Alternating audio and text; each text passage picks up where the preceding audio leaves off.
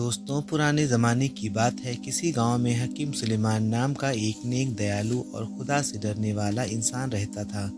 وہ غریبوں کی مدد کرتا، بیماروں کا علاج کرتا اور کبھی کسی کو مایوس نہ لوٹاتا۔ اس کی 3 اولادیں تھیں، 2 بیٹے عمر اور سلیم اور ایک بیٹی عائشہ۔ حکیم سلیمان کو اللہ پر بہت بھروسہ تھا۔ وہ ہمیشہ کہتا، اللہ نیک بندوں کو آزماتا ہے، مگر جو صبر اور ایمان کے ساتھ اپنے امتحان میں کامیاب ہو جائے، اللہ اسے بے انتہا انعام عطا کرتا ہے۔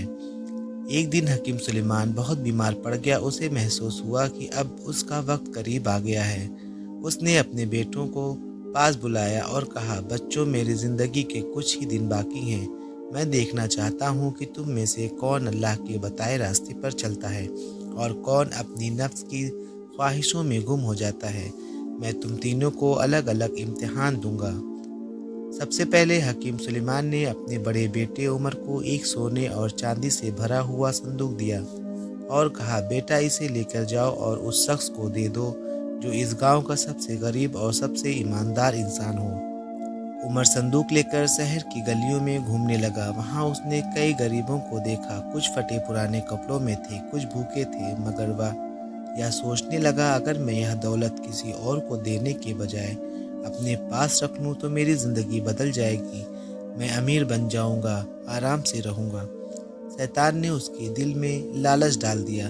عمر نے صندوق گھر لے جا کر چھپا دیا اور واپس جا کر اپنے والد سے جھوٹ کہا، ابو، میں نے اسے ایک غریب کو دے دیا۔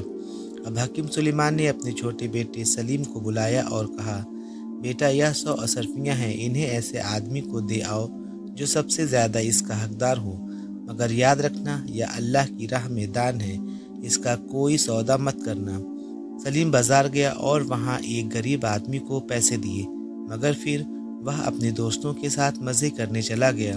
جب دوستوں نے اس سے پوچھا کہ اس کے پاس اتنے پیسے کہاں سے آئے تو وہ جھوٹ بولنے لگا، یہ میری محنت کی کمائی ہے۔ آخرکار سلیم نے اپنے لیے نئے کپڑے خریدے، بڑھیا کھانا کھایا اور باقی کے پیسے اپنے پاس رکھ لیے۔ وہ گھر لوٹا اور اپنے والد سے جھوٹ کہا، ابو، میں نے ایسے بانٹ دیے ہیں۔ اب عائشہ کی باری تھی۔ حکیم سلیمان نے اسے ایک سیل بند خط دیا اور کہا، بیٹی، اس خط کو شہر کے سب سے عقل مند اور نیک آدمی تک پہنچانا۔ یاد رکھنا، یہ خط ایک بڑی امانت ہے۔ عائشہ نے خط لیا اور سب سے پہلے اپنی ماں سے مشورہ کیا، پھر گاؤں کے امام سے صلاح لی۔ آخرکار اسے معلوم ہوا کہ یہ خط ایک بوڑھے تاجر کے نام تھا جو غریبوں کی مدد کرتا تھا۔ عائشہ نے وہ خط صحیح آدمی تک پہنچایا۔ جب بوڑھے تاجر نے خط کھولا تو اس میں لکھا تھا، جو انسان یہ خط لے کر آئے وہ امانت دار اور نیک دل ہے، اسے انعام دو، کیونکہ یہ اللہ کے بتائے راستے پر چلتی ہے۔ بوڑھے تاجر نے عائشہ کو دعائیں دی اور کہا، بیٹی، دنیا میں ایماندار لوگ بہت کم بچے ہیں، اللہ تمہیں ہمیشہ کامیاب رکھے۔ جب حکیم سلیمان نے تینوں بچوں کو بلایا اور ان کے جواب سنے تو انہوں نے عمر اور سلیم سے کہا، تم نے اللہ کی امانت میں بے ایمانی کی، دولت اور شہرت کے لالچ میں تم اپنی سچائی بھول گئے، مگر عائشہ نے سچائی اور ایمانداری کا حق ادا کیا۔ آخرکار عمر اور سلیم کو اپنی غلطی کا احساس ہوا اور انہوں نے توبہ کر لی۔ عائشہ کی ایمانداری اور نیک دلی کی وجہ سے اللہ نے اسے برکت اور عزت سے نوازا۔